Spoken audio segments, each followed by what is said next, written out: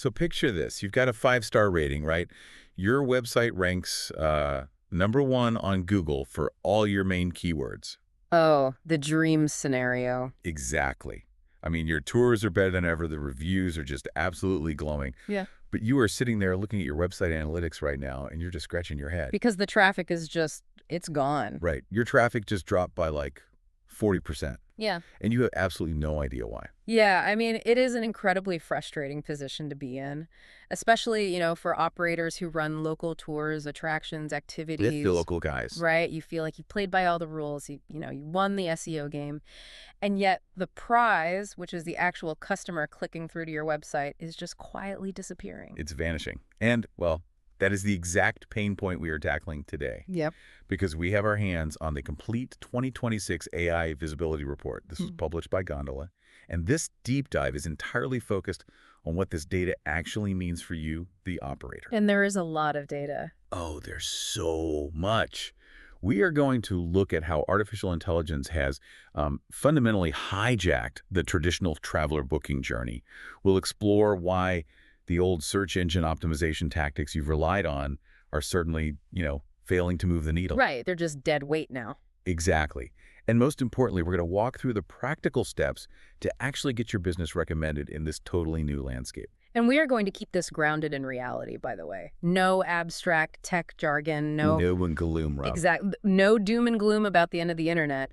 We're just looking at the plain language mechanics of how travelers actually discover experiences today. Right, how they actually behave. Because once you understand the mechanism behind the scenes, getting your traffic back is incredibly manageable. It really comes down to mastering 2 practical concepts. And those are Being known and being knowable. being known and being knowable. Okay, I love that. So let's start with the invisible mechanic causing this lost traffic. Let's do it. Because if you are an operator and you're looking at a dashboard showing a massive dip in visitors, the immediate fear is, well, people have just stopped taking tours.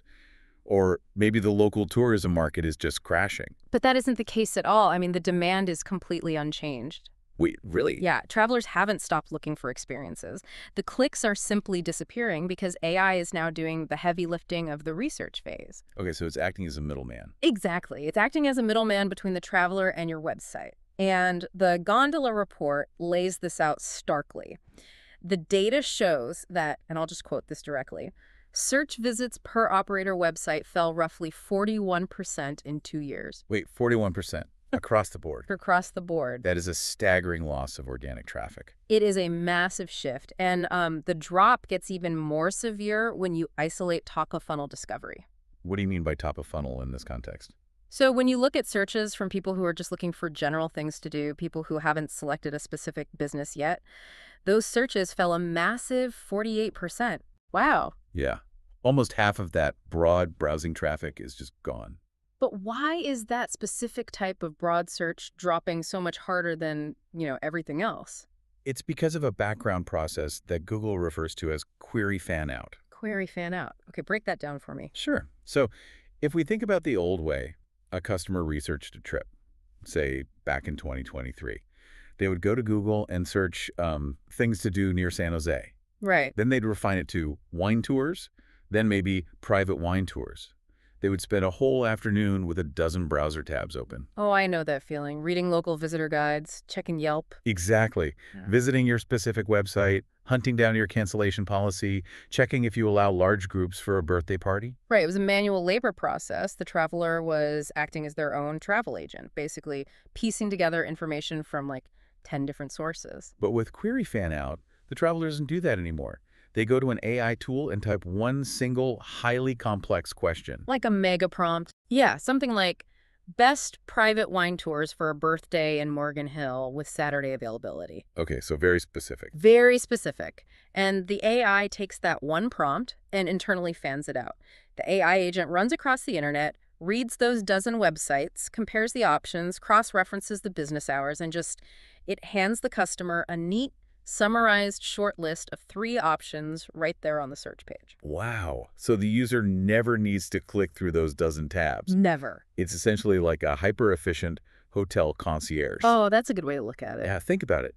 In the old days, a tourist had to walk around town, go to every single operator's booth, collect all the physical brochures, and then sit on their hotel bed comparing them all to make a decision. Right. But now the concierge just runs out, reads every brochure in town, comes back to the lobby, and hands the tourist a sticky note with the top 3 choices. That analogy perfectly illustrates the mechanism. The concierge is doing the reading, not the tourist. And the tourist just trusts the concierge. Exactly. And the vital takeaway for you listening is this. If your organic website traffic is down, you aren't necessarily failing at marketing. Which is a huge relief to hear, honestly. Right. The customer's research is absolutely still happening. It's just happening off your website, inside the processing brain of that AI concierge. But, I mean, if the research is happening off-site, then the old scorecard we use to measure success is just completely obsolete. Pretty much. Because the tactics that used to guarantee us that top spot on Google search must not be translating to AI recommendations. That is perhaps the hardest reality for businesses to accept right now, especially if you have invested heavily in traditional SEO agencies. Oh man, all those monthly retainer fees. Right, and the report reveals a truly mind-bending statistic about this disconnect. According to the study, quote, 83% of the pages AI cited did not appear in Google's top 20 for the broader search. Oh, wait. I really want to make sure I'm hearing that correctly. 83% of the sources the AI relied on to build its answer didn't even rank in the top 20 on a standard Google search. Correct. That is insane. It is. The old assumption was that if you rank #1 on Google, well, the AI will naturally just read your site first and recommend you. Yeah, that makes logical sense. But it's wrong. The AI is looking for entirely different signals to build its answer. The traditional search algorithm and the AI answer engine have essentially decoupled. Hold on. If the AI isn't just scraping the top Google results, what about all the technical back-end stuff we were told to do? Like what? Like schema markup. You know, that hidden HTML code we used to add to our sites to spoon-feed our business data to Google search? Why doesn't the AI care about that anymore? Because schema markup was designed for a totally different era of the internet. Really? Yeah, it was designed to help a rigid search engine categorize a page. But large language models, the engines behind AI search, they don't need rigid tags to understand what a price is or what a tour duration is. Oh, because they actually read it. Exactly. They read language contextually, just like a human does.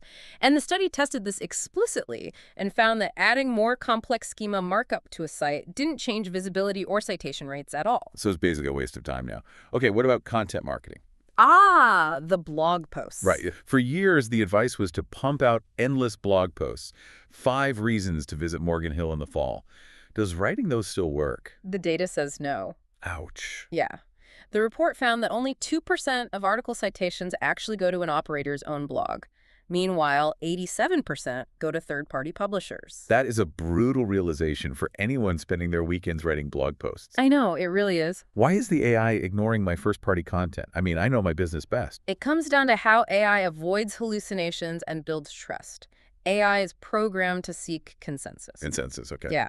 So if your own blog says you are the best kayak tour in the city, the AI recognizes that as marketing material. It's biased. Obviously, I'm going to say I'm the best. Right. But if a local newspaper, a Reddit thread, and a regional tourism board all say you are the best kayak tour, that is independent consensus. Nice. The AI trusts the third-party publishers infinitely more than your own marketing copy. Okay, wait. So if my website ranking isn't feeding the AI, my schema markup is useless, and my blog isn't being read. Is Google just totally ignoring my business now? I mean, how does it even know I exist? Well, Google is definitely not ignoring you, but it is pulling your business entity data from a completely different surface. Where from? When Google's AI products, like their AI overviews, actually mention a specific operator in their results, they show the Google business profile 96% of the time. 96%? Yeah. Okay, so that Maps listing, the little place card with your hours and reviews, that is doing almost all the heavy lifting. Yes, because that profile is structured data that Google already owns, verifies, and trusts. It is your direct feed into Google's AI brain. So I need to make sure that is absolutely perfect. Exactly. If your categories are wrong, if your hours are outdated, or if your photos are low quality, the AI will just bypass you entirely. Okay, so let's pivot to the solution. We know old SEO is dead. RIP. Yeah, RIP. We know AI is acting as the concierge, and it demands consensus. So how does a busy operator actually get on the AI's radar without completely burning out? Well, you mentioned earlier this comes down to two concepts. Let's look at step one, becoming known. Yes, becoming known. What does that actually mean in practice? Being known means that other places on the internet, completely independent of your own website, consistently connect your brand name to a specific location and a specific activity. Okay, In AI terms, this is called entity resolution. so it's about entering the broader conversation, getting other people to talk about you. Precisely. In the old SEO playbook, we obsessed over technical backlinks. Trying to get hidden links from high authority domains just to manipulate search Oh rankings. yeah, people used to pay for those. Right. But AI doesn't care about a link profile. It cares about mentions. It scours local visitor guides, Reddit threads, Facebook groups, Yelp reviews, and local news articles to figure out who the actual reputable players in a town are. It's asking, if this operator claims to be the premier historical walking tour in Savannah, why has literally no one on the internet ever mentioned them? That is the exact filter the AI applies, and Gondola's study actually measured this impact. Oh, what do they find? The data showed that, quote, operators mentioned on many outside websites appeared in 43% of tracked AI answers, compared with 30% for operators mentioned on few sites. Okay, that is a massive competitive advantage. That's huge. It is. But I have to push back here on behalf of the operators listening, Sure, go for it. because I hear you saying this is conceptually simple. But as a small business owner, engineering a ton of mentions on third-party websites sounds like a massive amount of work. It can sound daunting, yeah. Like, do I need to go out and hire a fancy PR firm to get my name in all these local guides? Not at all. It is much more organic than that. Think of it like old school, small town networking, just digitized. Okay, I like that. You don't need a giant, expensive billboard on the highway, which is basically what buying a backlink used to be. You just need the local bartender, the taxi driver, and the Airbnb host bringing up your name when a tourist asks what they should do this weekend. So how does an operator actually cultivate that digitally? By engaging with your local ecosystem, sponsoring a local charity event, joining the regional chamber of commerce, or, hosting a free familiarization tour specifically for local Airbnb hosts. Oh, so they recommend you to their guests. Exactly. When a local visitors bureau writes an article about the best weekend itineraries in Santa Clara and they mention your trolley tour, that is the independent signal the AI needs. I see. It tells the machine this business is geographically relevant, highly regarded, and perfectly matches the activity. That makes you known. I love that approach because it's just good business practice anyway. You're building real-world relationships, and the internet just reflects that reality back to the AI. Exactly. Okay, so being known gets you on the AI's shortlist. The concierge has collected your brochure, but being on the shortlist does not pay the bills. No, you got to close the deal. Right. To actually win the recommendation and secure the booking, you have to execute step 2. You have to be knowable. And this brings us to a really fascinating shift in traveler intent. We discussed how AI uses third-party guides for broad research. Right.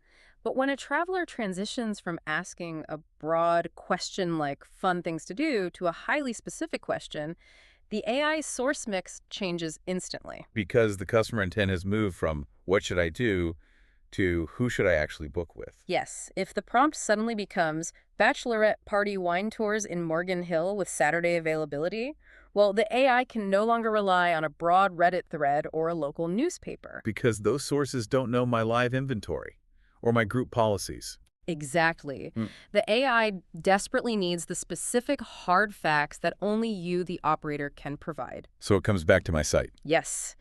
For these highly specific where-to-book questions, the report found that when the operator's site is cited, quote, homepage and product pages capture 80.6% of its citation share.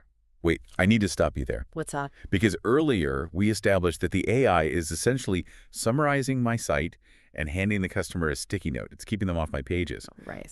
If the AI is acting as a barrier, how do I make sure it accurately understands my strict cancellation policy or my exact pricing or, the highly specific fact that my boat has a bathroom on board? Right, the bathroom question. Because if the AI gets that wrong or just omits it, I lose the booking. You're hitting on the core issue of this entire transition, and it completely redefines what your website is actually for. Moving forward, your website really has 3 distinct jobs. Okay, lay them out for me. Job number 1. Give the AI reliable, highly structured facts it can read without any friction. Job number 2. Let the human customers verify the AI's recommendation once they finally do click through.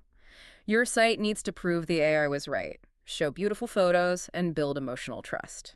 And job number 3. Make the actual transaction, the booking, totally seamless. Because the AI isn't going to process a customer's credit card for you. Nope, not yet anyway. You still need the human to land on your page, feel confident, and hit the Book Now button. Precisely. But if your website is a mess of broken PDFs, outdated blog posts from 2019, drop-down menus that hide information, and just vague tour descriptions, the AI crawler will get confused. It's going to just give up. Yeah, it won't trust your site to answer that specific bachelorette party prompt, and it will simply recommend your competitor whose website was clearer. So we have established the underlying theory here. Being known gets you in the room. Being knowable closes the deal. That's the formula. But how do we actually execute this? I mean, if I'm an operator, I'm probably not a web developer. What is the practical, tactical fix I can do right now to make my site instantly knowable to an AI crawler? The Gondola report actually tested a very specific, actionable solution for this exact problem. They introduced a concept they call the AI Start Here page. Okay, what exactly is an AI Start Here page? Because Start Here makes it sound like a landing page for humans. But you're saying this is for the machine. Think of it as a public HTML reference library on your website, specifically designed for an AI crawler to read all your business facts in one single clean place. Like a master dossier. Exactly, a master dossier of your business operations. Okay, but when you say HTML reference library, that sounds a bit intimidating.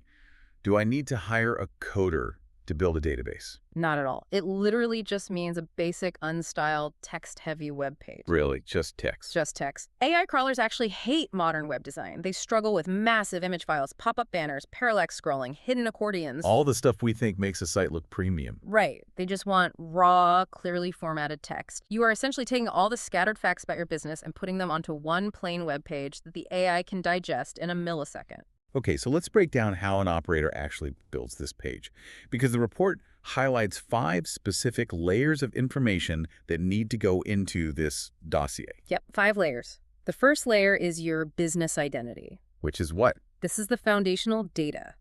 Your exact brand name, your physical location, your operating hours, your contact information, and links to all your official social media profiles. So you're just drawing a hard box around who you are so the AI doesn't mix you up with, say, a similarly named business in another state. Exactly. You'd be surprised how often that happens. Oh, I bet. Okay, what's next? The second layer is published website content.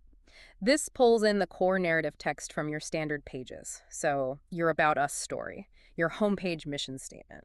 Okay, so this gives the AI the contextual vibe of who you are and what your brand stands for. Exactly. It adds some flavor to the raw data. Right. But if someone asks a hyper-specific logistical question like, does the Sunset Cruise boat have a bathroom? Or, can I bring my 5-year-old on the walking tour? Basic website copy usually buries that information. How does the AI Start Here page handle the tedious logistics? That is handled by the third layer tour and activity records. Ah, okay. This is the critical, hard data. You list out the exact itineraries, what is explicitly included, what is excluded, age limits, physical requirements, duration, and yes, whether the boat has a bathroom. It's basically every single detail you would tell a confused customer on the phone. Exactly. If you've answered on the phone, put it in the records. Which makes perfect sense. But what about the fourth layer? You mentioned earlier that AI looks for consensus on third-party sites like Yelp. Why does the report say we need to include customer evidence directly on this new page? Doesn't the AI already know my Google reviews? It does know them, but by embedding real, verified reviews directly onto this page, complete with the text and the star rating, you are aggregating the context for the AI. Oh, I see. When the AI reads your itinerary and immediately reads a review below it saying, the itinerary was perfectly paced for our family, it connects those concepts instantly. You are serving up the proof on a silver platter without making the AI hunt for it out on the open web. Exactly. That is brilliant. Yeah. You're literally doing the AI's homework for it. Yeah. Okay, and what is the final layer? The fifth layer is generated Q&As. So just an FAQ section. Basically, yeah. This is where you address highly specific logistics that might not logically fit into a tour description. Things like, what happens if it rains during the tour? Or where exactly do we park the charter bus? Oh, parking is always a nightmare. Always. And by formatting these as very clear questions and answers, you are literally handing the AI the exact responses to the prompts customers are typing into ChatGPT. It really is like giving the AI an open book test where you have already highlighted every single answer for it. That's a great way to describe it. But, I mean, we have to ask the ultimate question here. Does this actually work in the real world? Did the researchers see a tangible lift in traffic? The data from the experiment is staggering. Mm. When Gondola tested this structured approach, they reported, and I'll quote exactly, "We built one new page specifically for AI, and it increased citation rate by 121%. 121% increase in visibility, just from organizing the data you already had into a format the AI could easily read. And it wasn't just a percentage bump on, tiny numbers either.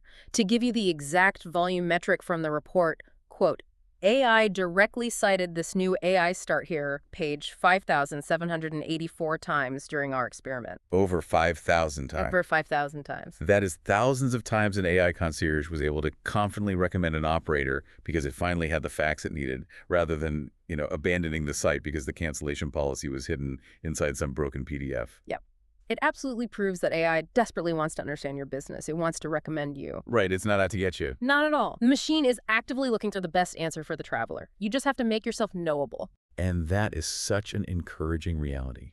The big takeaway here isn't that you need to learn how to code AI or that you need to completely reinvent your business model. You just need to be radically clear about what you do. That's the reality of it. So if you are a tour or activity operator listening to this, do not panic over dropping website traffic. The search landscape has just evolved. It has. Focus your energy on those two pillars. First, build a wide organic footprint in your real-world community to be known. Let the local visitor bureaus and independent websites naturally vouch for you. Yep. Get out in your community. And second, structure your own website with clear, factual details to be knowable. Build that AI Start Here page. Hand the machine the unvarnished facts, and it will gladly do the research for your customer. Huh? You are basically hiring the world's most powerful concierge to work for you for free. Which, leaves us with a really fascinating thought to chew on as we wrap up. What's that? We've spent this entire deep dive talking about how to optimize for the machine. But if we project this forward, if AI eventually perfectly handles all the tedious friction of the booking process, from finding the tour to comparing the prices, reading the cancellation policies, processing the payment, doesn't that mean the human element becomes your ultimate uncopyable competitive advantage? Oh, wow. That is a phenomenal point. Because think about it, an AI can summarize your bachelorette party policy in a millisecond, Yeah. and it can perfectly translate your booking page into 10 different languages. Sure. But an AI cannot pour a glass of wine. It cannot tell a joke about the local history with perfect comedic timing, and it cannot ensure that a nervous family has a safe, unforgettable afternoon out on the water. No, it definitely can't do that. Once the machine handles all the logistics, your personality, your storytelling, and your real-life hospitality become the only things that truly matter. AI can recommend you, but only you can deliver the memory. I love that. So the next time you look at your analytics and see that traffic dropping, don't just see a lost click. See an AI concierge that's out there right now, reading the brochures, looking for the very best option. You just need to make sure they know your name and that your brochure has all the right answers.